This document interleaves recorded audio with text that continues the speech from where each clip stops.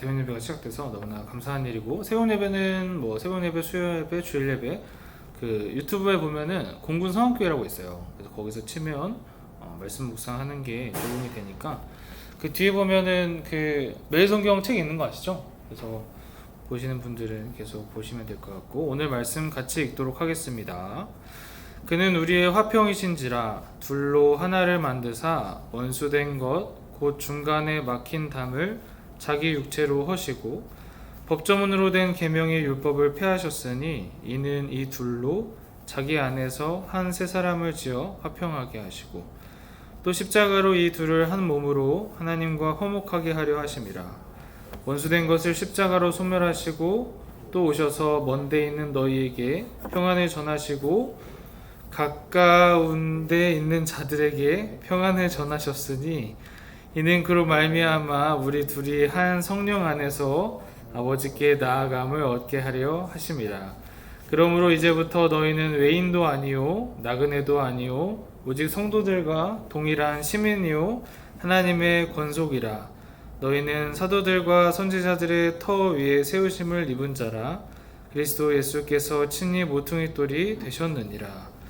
그의 안에서 건물마다 서로 연결하여 주 안에서 성전이 되어가고 너희도 성령 안에서 하나님이 거하실 초소가 되기 위하여 그리스도 예수 안에서 함께 지어져 가느니라. 아멘. 네, 오늘 말씀은 에베소서 5번째 그리스도를 토대 삼은 교회라는 말씀으로 여러분과 말씀을 나누고 싶고요. 오늘 말씀은 건물이 지어지는 거 생각하면 너무 좋을 것 같아요. 그래서 바울이 건물이 세워져가는 이미지를 사용해서 말씀을 지금 전하고 있거든요.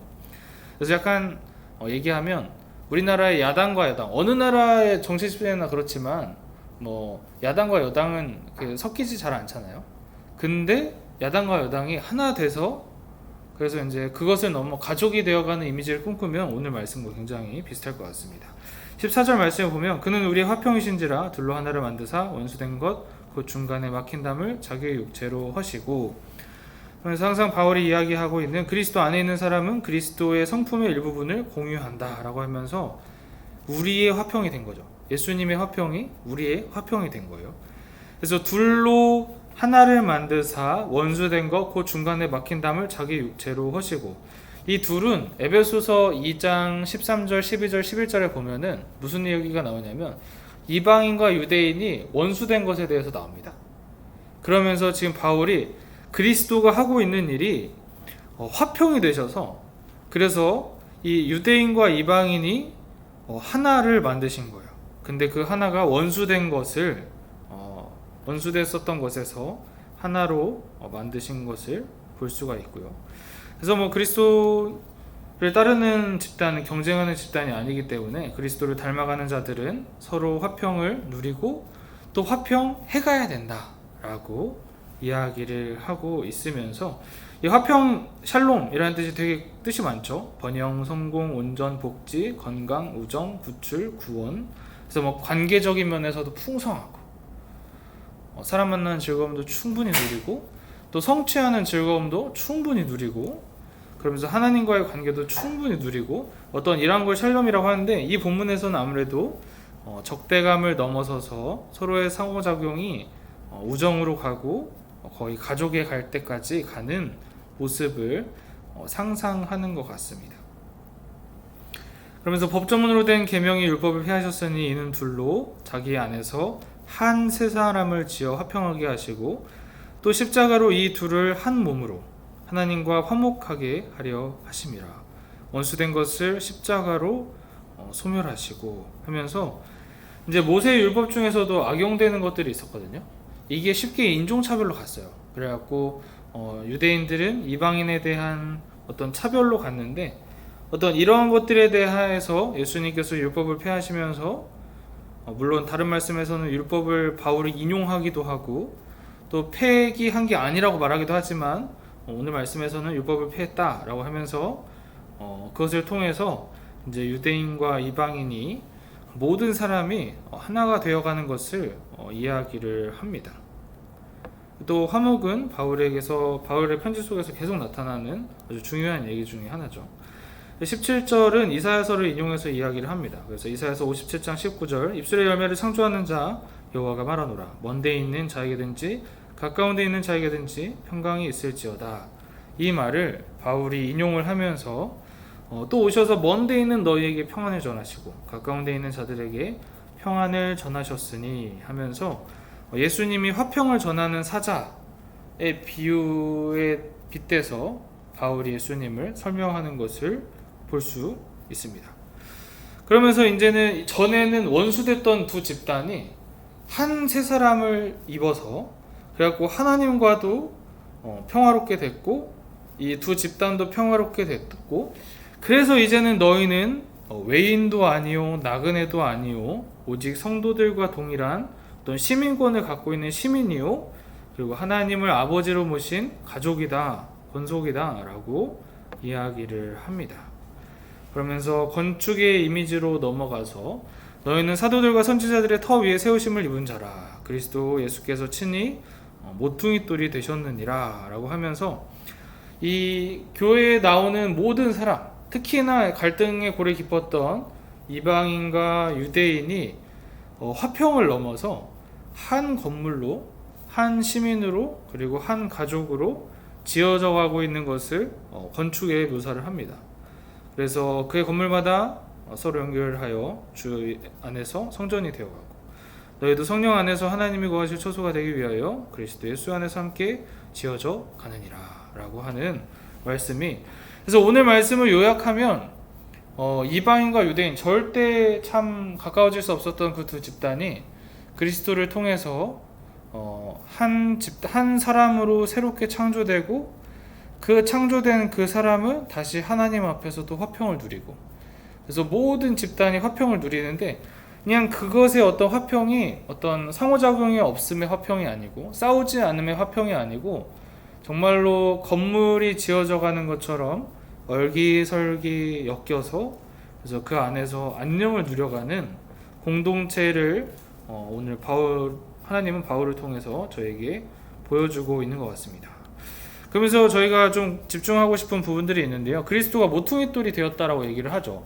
여러분 여기 앞에 보면은 교회 앞에 보면은 그 팻말 봤어요? 팻말 같은 거? 머릿돌 이렇게 해갖고 에베소서 2장 20절 말씀 써 있고 그리고 밑에 이제 공군 성학교회. 근데 그 머릿돌이 이제 뭐 기초가 되는 돌인지 아니면 건물의 맨 마지막 대미를 장식하는 돌인지는 이제 논쟁이 있긴 하지만 아무튼 중요한 돌이에요.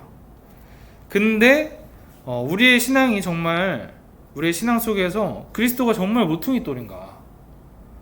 여러분 혹시 그리스도의 중심 사상이 뭔지 아십니까? 사람이 저런 거 좀 물어볼까? 찬주?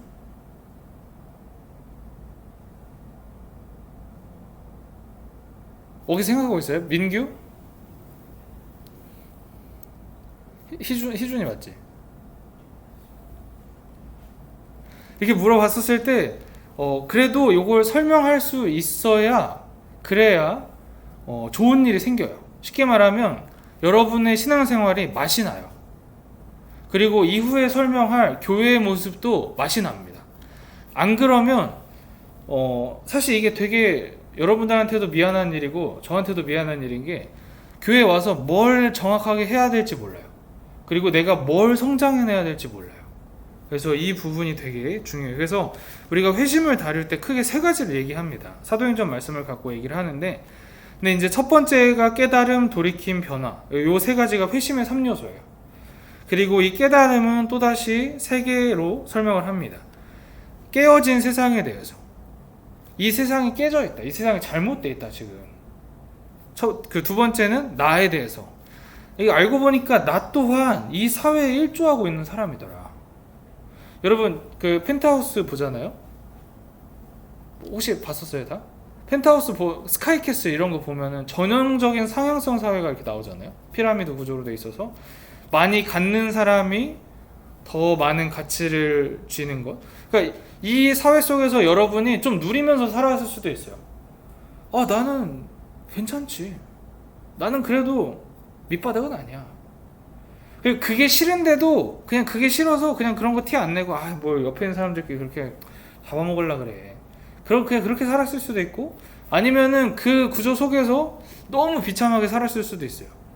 근데 하나님의 말씀은 이 깨달음으로 한다면, 이 세상이 상향성 사회라고 한다면, 그러면 하나님은 뭐 바울도 그 에베소서에서 이야기하지만 은혜의 사회, 존재 자체만으로도 하나님이 그냥 야 이거 너희들이 구원받은 게 네가 잘하고 네가 잘나고 네가 못나 그 전혀 중요하지 않다.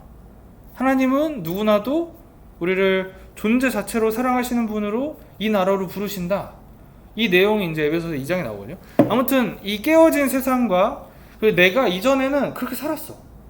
그 계급이 있는 그 사회가 좋든 말든 난 그렇게 살았어. 근데 살다 보니까 이게 아닌 것 같아. 내가 왜 잘 지내던 사람하고 자꾸 미워하게 되고, 이게 사는 게 맞는 건가? 이런 고민들을 하게 되는 게 어떤 회심의 과정으로 들어오는 거예요. 그랬을 때 예수가 뭔 말을 하나? 그랬었을 때 하나님이 하나님 나라를 가져오시는구나. 예수님이 마가복음 1장 28절인가에 그렇게 얘기하시잖아. 때가 찼고 하나님 나라가 가까이 왔으니 회개하고 복음을 믿어라. 예수님 계속 전파하시는 게 하나님 나라예요. 하나님 나라가 왔다. 대안적인 사회가 왔다. 그래서 그 말씀에 따라서 그럼 나는 이 상향성 사회, 내가 소유함으로써 가치를 얻는 이 사회가 아닌 그 다른 사회를 성경을 통해서 만나는 거죠. 그렇게 또 살아보면 좀 맛이 다르거든. 이게 좋은 것 같아. 이랬을 때 우리는 주로 이제 깨달았다 하면서 회심한다. 그래서 이제 이게 간증문인데요. 요 내용들에 그러한 하나님 나라, 나, 세상 여기에 대한 발견이 있습니다. 그래서 이분은 어렸을 때는 교회 열심히 다니셨대요. 근데 마지막 절에 보면 6cm 뇌종양이 찾아오셨고, 그러다 보니까 이제 아는 오빠가 교회를 다니면서 좀 사람이 변하더래요. 그 변화가 좀 이렇게 긍정적이었나 봐요. 그래서 호감도, 네 번째 줄 호감도 갖게 되고 그 교회도 오게 됐어요. 그러면서 이제 이 사람들이 사는 방식들, 여태까지 연습해온 것들, 사랑에 대해서 뭐 하나님 나라에 대해서 공유하는 것들, 이런 것들을 보고 그렇게 살려고 노력하는 사람들을 보니까 신박한 거죠. 그래서 그것의 어떤 중심이 되는 하나님이 누구신지, 예수님이 누구신지, 예수님이 하나님 나라를 얘기하셨는데 하나님 나라가 도대체 뭔지 막 이렇게 탐구하다 보니까, 그러니까 이제 자기 자신의 모습도 보이는 거예요. 나도 이전에 그렇게 아둥바둥 살았었는데, 물론 그게 이제 그렇게 나쁜 건 아니지만 그래도 그 사회 구조 속에서 나 또한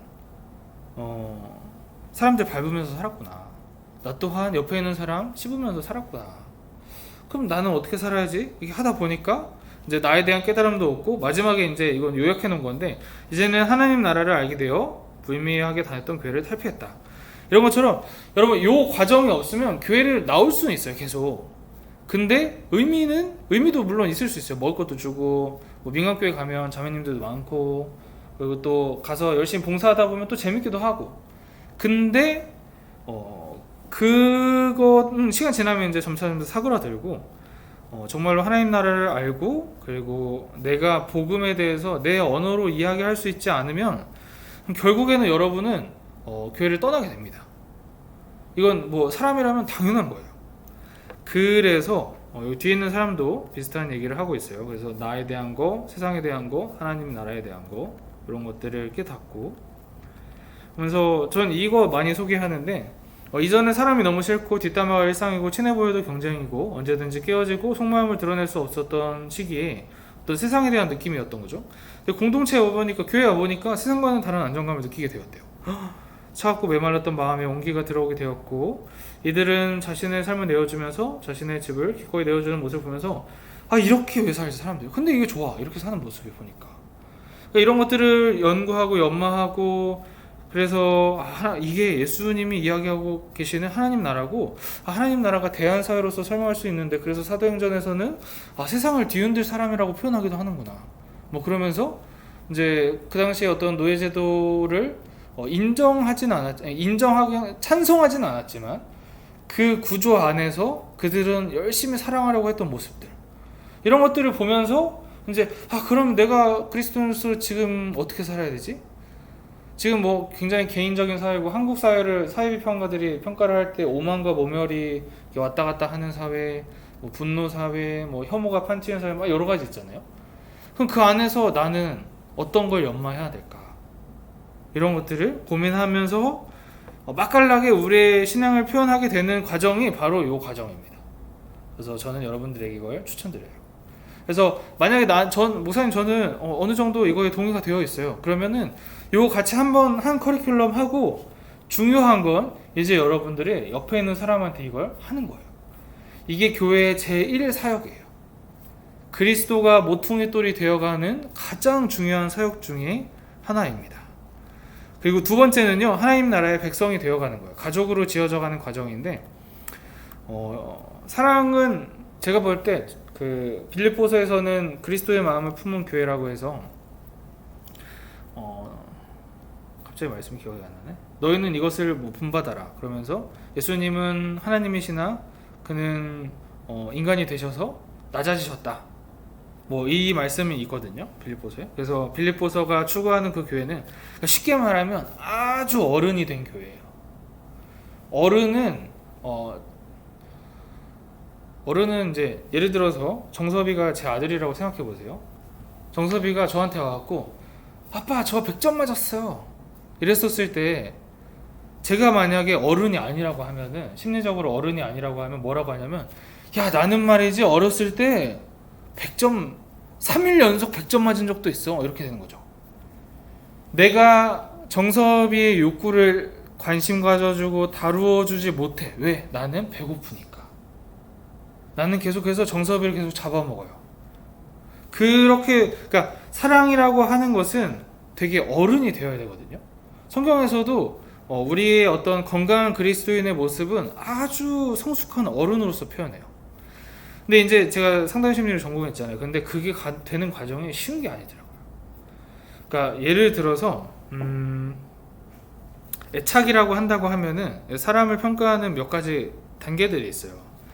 자아라고 했었을 때 자아로 설명을 할게요. 자아는 불안하고 굉장히 연관이 있어요. 예를 들어서 뭐 여러분 교회를 어느 정도 다녔었으니까 설명을 해주면, 제가 이제 그 후보생 때 이제 훈련소에 있었을 때 어떤 한 목사님이 오셔갖고 저희를 위문해 주셨어요. 그 날이 40km 행군 전날이었어요. 오리백숙을 가져오시는데 얼마나 기뻐. 막 진짜 미친듯이 먹거든요. 죽도 막 맛있게 먹고 그랬었는데, 근데 이제 그 목사님이 이런 얘기를 하시는 거예요. 자기가 강의를 하시겠다고. 그러니까 저희가 좀 걱정하는 게 있는데, 그게 뭐냐면 약간 잡아먹는 거죠, 쉽게 말하면. 그래서 그런 거 걱정했어요. 우리 또 잡아먹는 거 아니야? 그러니까 예를 들어서 너는 설교의 설자도 모르는데 나는 알아, 이렇게 하는 거 아니야 했는데, 걱정이 역시 사실이 되어서 이제 나중에 그 얘기를 듣는 그 같이 옆에 있었던 목사님 후보생들은 다 열이 받은 거지. 그래갖고 설교를 나중에 들었을 때는, 그래 네가 설교를 얼마나 더 잘하나 보자, 이 정도 할 만큼 사람을 끌어올리는 거야, 분노를. 그러니까 내가 여러분들을 잡아먹음으로써 계속 올릴 수 있거든요. 그러니까 이분의 목표는 뭐예요? 위문으로 오는 목표는 우리한테 정서적으로 한번 시원하게 해주고, 한번 힘들어하는 거 이렇게 달래주고, 어루어주고, 우쭈쭈 해주는 거잖아요, 쉽게 말해. 그럼 그런 것들을 통해서 이제 즐거움도 느끼고, 되게 좋아하는구나 내가 가져와서. 근데 불안이 크면, 그러니까 이분의 불안은 뭐냐면 내가 뛰어나지 않으면 안 된다는 불안이 있는 거예요. 사람마다 불안함이 다 달라요. 난 이성적으로 매력이 있어야 돼, 아니면 나는 어떤 조직화해야 돼, 나는 도덕적으로 우월해야 돼. 사람마다 다 다른 불안이 있어요. 그러니까 그 불안을 조절해내지 못하면, 자아가 그것을 조절해내지 못하면, 그럼 누군가 옆에 있는 사람은 잡아먹을 수밖에 없어요. 내가 뛰어나지 못하면 안 된다는 불안이 크면은 난 정석을 보면서 계속 비교할 거예요. 그걸 통해서 난 계속 뛰어나다는 걸 확인받으니까. 그러니까 정섭이는 인격적인 대상이 아니라 그냥 내 도구예요. 내 인격을 위한 도구, 이렇게 계속 사용이 되는 거예요. 그러니까 근데 이제 만약에 제가 이제 그런 삶을 산다라고 하면 삶의 질이 완전 떨어집니다. 그러니까 이러한 사람들이 교회 안은 굉장히 많아요. 그러니까 사람마다 각자 갖고 있는 불안도 다르고, 이 자아상이라고 했었을 때 뭐 연애로 예를 들면은 어떤 친구 같은 경우는 저하고 만났었을 때 서운한 자기가 잘 올라오는 친구가 있었어요. 그러니까 어렸을 때 돌봄을 받지 못하고 부모님이 바쁘셨는지 어떻는지 약간 서운했었던 그 기억들. 그래서 관계 속에서 그런 기억이 많았던 친구들을 만나면 그러면은 뭔가 이렇게 뭐 같이 여행을 한다거나 아니면 뭔가 게임을 한다거나 뭔가를 했었을 때 뭐 생일 축하를 해주건 계속 부족한 거야. 그러니까 뭔가 자꾸 나를 안 챙겨주는 것 같은 모습을 자연스럽게 찾게 돼요. 그러니까 이게 옆에 딴 사람 같으면은 그냥 쉽게 넘어갈 일들. 그냥 오빠 준비 되게 많이 해놨다. 뭐 이렇게 할 일들을 그 친구는 오빠 이거밖에 안 돼? 약간 이런 느낌으로 되는 거죠. 그러니까 어렸을 때 깨어진 세상 속에서 충분한 돌봄을 받지 못하면서 무엇이 사랑인지 이런 것들에 대한 어떤 그 연마가 없는 상태로 키워지게 되면 그러면 사람은 다 거기에 대한 대가를 치르거든요. 그런 일들이 교회 안에서 있으면 다 있어요. 그러니까 어느 정도 거리가 있으면 싸우지 않아요. 왜냐면 굳이 그 사람 만나지 않으니까. 근데 공동체가 되어가고 뭐 가족이 되어가는 그 과정들 속에서 서로 만나잖아요. 그러면 이렇게 다 튀어나와요. 그게 서운했던 어렸을 때 못 받았던 거 다 올라옵니다. 뭐 예를 들어 정서적으로 얘기를 한다면 제가 막 화를 주체를 못해. 뭐만 하면 빡쳐갖고 막 입에서 막 욕 나오고. 그럼 삶의 질이 좋을까요? 아니죠. 교회 안에서도 전혀 득이 될 게 없죠. 또 아예 그럼 내가 정서를 잘 느끼지 못한다. 그것도 큰 문제가 돼요. 막 화를 내야 될 상황에 화를 못 내. 그럼 호구되고. 그러니까 그런 부분들 속에서 이 교회가 되어간다는 거는 사람을 세운다는 거고, 그리고 바울도 갈라디아서 5장이나 뭐 에베소서나 다른 부분에서 다 이야기하지만 어떤 인격의 성숙을 얘기를 하거든요. 그리스도를 닮아가는 것. 그래서 그 과정들 속에서 더 풍성한 관계들을 누려가는 게 교회의 두 번째 사역입니다. 그러니까 뭐 우리 조직으로서는 다양하게 있잖아요. 뭐 찬양팀도 있고, 그리고 뭐 다른 것도 할 수 있고, 다른 것도 뭐 교회 보면은 뭐 식당 봉사 뭐 이런 것도 있고 다양하게 있는데, 근데 그 과정 속에서 제일 집중해야 될 건 우리가 서가는 거예요. 근데 이거는 혼자서는 잘 안 돼요. 인간의 성장은 공동체 속에서 반영받을 때 돼요. 그러니까 누군가가 반영을 해줘야 돼요. 너는 약간은 이러한 부분이 있구나. 근데 이걸 따뜻하게. 뭐 그럴 수 있지. 근데 너가 불편하면 성장하는 것도 뭐 나쁘지 않지. 넌 그거밖에 안 되냐, 이게 아니라. 그래서 그런 분위기를 형용하면서 개인의 성장 속에서 아주 친밀한 관계를, 마지막으로 예를 하나 더 들어주면, 그 카톡방에서 여러분 카톡방 여러 개 있잖아요. 한번 살펴보세요. 그러니까 그 대화에도 질이 있어요. 어떤 질이 있냐면 예를 들어서 정섭이가 오늘 날씨 엄청 덥다 라고 단톡방에 딱 보냈어요. 그랬을 때 제가 두 가지 역할을 할 수 있어요. 정섭이 얘기를 받을 수 있어요. 정섭이가 이야기하고자 하는 거, 원하는 걸 받아서 한번 반영해주고 내 얘기를 할 수도 있어요. 맞아, 오늘 진짜 더웠지. 너 오늘 뭐 일 있었어? 고생했겠다. 이런 식으로 한번 다루어 줄 수 있어요. 그리고 나서 내가 하고 싶은 얘기, 근데 나는 오늘 짬뽕이 너무 맛있더라, 뭐 이런 얘기. 근데 이러한 다루어줌 없이 다 자기 얘기만 해도 대화는 돼요. 근데 대화의 질은 아주 떨어져요. 그러면 점점 대화가 재미가 없어. 그래서 이제 뭐 그냥 이모티콘만 쓴다거나 키키키만 한다거나, 아무튼 이 관계의 질이라는 거, 그리고 어떤 그 관계에 있어서의 풍성함이라는 건 정말 막 상상할 수 없을 만큼 굉장히 풍성하거든요. 그래서 이제 그런 부분들을 저희가 다루어가고 세워가는 일들을 하는 게 교회입니다. 그래서 제일 첫 번째 하는 거는 여러분들이 이제 이 그 1대1 양육 프로그램에 참여해 주세요. 그래갖고 같이 기독교 신앙에 대해서 한번 쑥 훑고, 그리고 나도 거기에 대한 신앙 고백을 하고, 그리고 이제 그렇게 하고 나서는 교회 안에서 교회를 세워가는 사역.